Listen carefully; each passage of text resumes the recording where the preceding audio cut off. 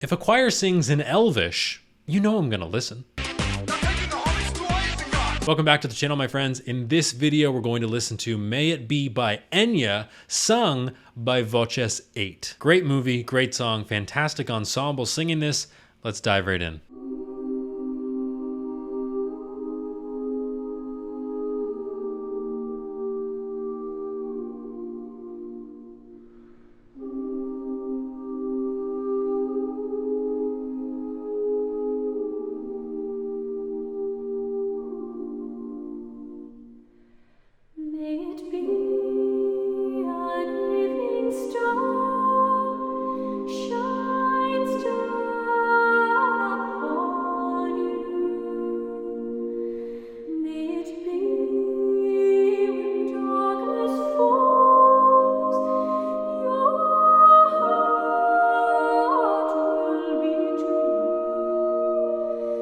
One thing that blows me away with this song, and I'm excited to listen to how Voces8 does it, but it wasn't written by Howard Shore, who wrote the film score for Lord of the Rings. Legendary composer, legendary film score, won the Oscar, but it sounds like it was written by him. So it sounds like it's all connected and all part of that same universe, which I love.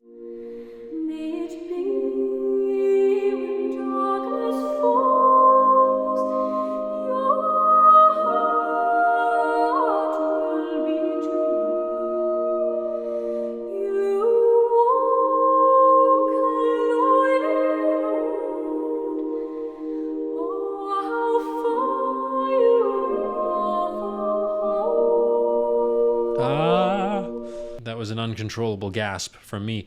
The texture of this is so, it's like this beautiful clump of dissonant harmonies that resolve in the most beautiful way. You know, it reflects the journey of Frodo and Sam in their quest to destroy the One Ring, but it's also reflecting the hope and the beauty and the magic of this world that is Middle-earth. I just watched Lord of the Rings last week, so I'm really in that headspace right now. Normally, I wouldn't be able to just list off those things off the top of my head, but when I listen to this texture, it puts me into that headspace. Middle-earth, fantasy, otherworldly.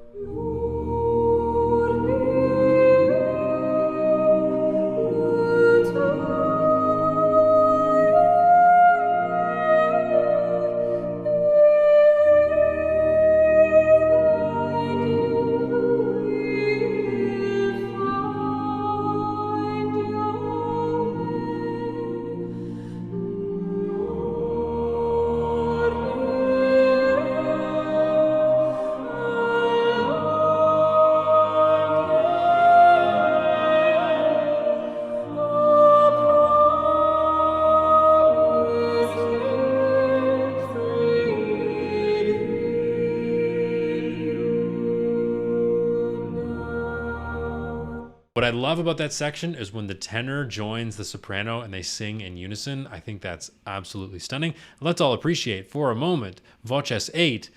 The tuning is unreal. Nothing takes you out of the moment more than when someone is out of tune, if there's tuning issues, or if someone doesn't mix well with the rest of the group. And this is a beautifully, beautifully balanced group.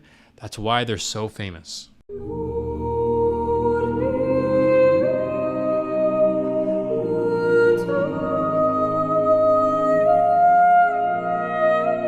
We don't often sing in Elvish in choral music or in music in general, really. Mornie, utulie. That's very Latin sounding, you know, it's pretty phonetic. If you've never listened to Lord of the Rings or seen any of the movies, I strongly recommend you do. One of the greatest film scores ever, one of the greatest composers ever, Howard Shore. Great Canadian guy, so I feel a little bit of pride there.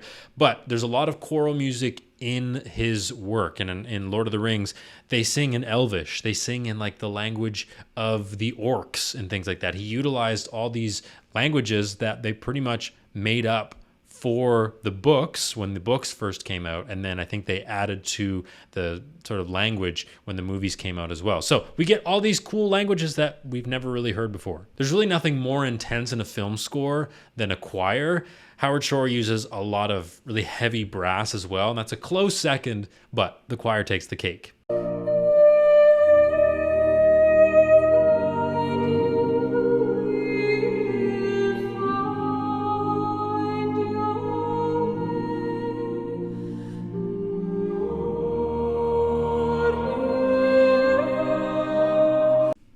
I love the long M. Mornie. Great.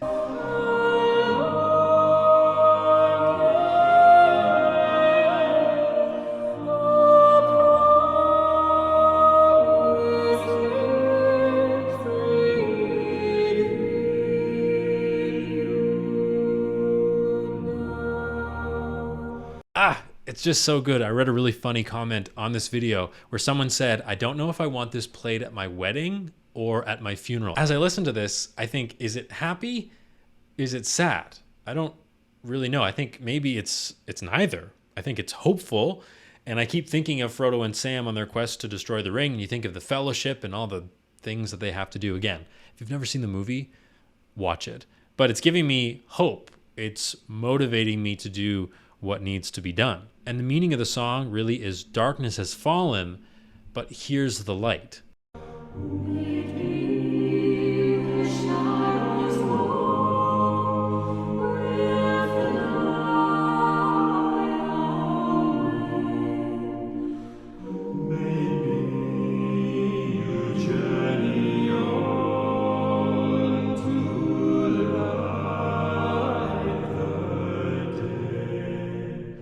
And finally, we give the men a solo line. In this section, about halfway through the song, we've shifted from backup vocals and a soloist to more of a typical mixed choir SATB choral arrangement. It's a really nice arrangement. One thing I look for in a good choral arrangement is, can I still understand the text? Does the text get lost in, really intense harmonies, or what's going on? In this, I can hear it beautifully. I happen to know the song quite well, so that probably helps me too, but I really hear everything nice and clear.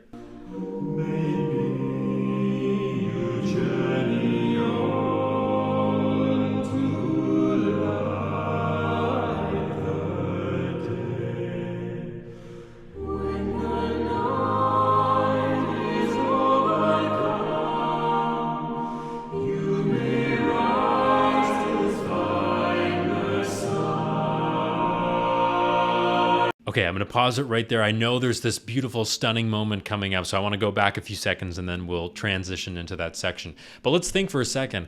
What makes this group good? Why do we like them? And saying just, oh, they just have nice voices simply isn't enough. Not on this channel. No. It's oftentimes little tiny details all added together that makes it so great. One tiny detail that I don't want to go unnoticed is their vowel matching. So if any of you have ever sung in a choir before, you'll know what I'm talking about. If you haven't, one really important aspect of choral singing or singing in a choir is being able to match vowels. So for example, if I'm singing an ah vowel and it sounds like this, ah, and the person next to me is singing the same vowel, but they're going, oh, and the person to my right is saying, ah.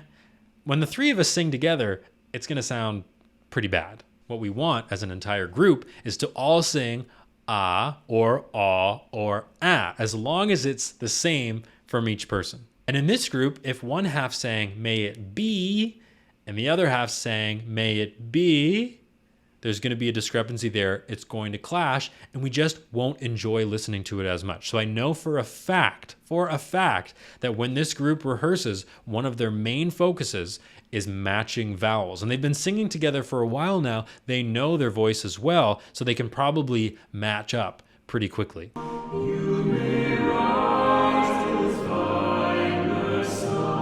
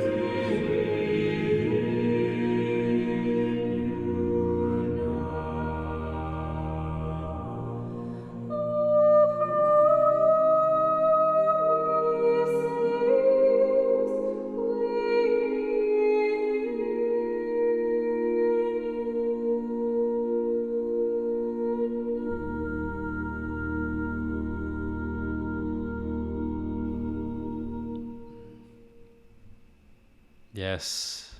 Beautiful. I had to let that go to the very end. Stunning. Absolutely stunning. And I appreciate the fact they ended with a soloist. If I think about the Lord of the Rings trilogy, I think about a high soprano singing over top of this beautiful texture. To me, that's really magical, and this arrangement honored that, so I'm really happy. I have an ear training challenge for you. What I want you to do is go back and listen to this song from start to finish and see how many times you can pick out the dissonant harmonies that do two things. One, the dissonant harmonies that don't resolve, so they stay dissonant, and then the dissonant harmonies that resolve. So they're crunchy and then they resolve into something satisfying, because both of them happen in this video, and let me know if you find them in the comment section below. That's it for today, my friends. If you enjoyed it, please like and subscribe. If you have any questions, comments, or concerns, please leave them in the comment section below. Thank you very much, and I'll see you in the next video.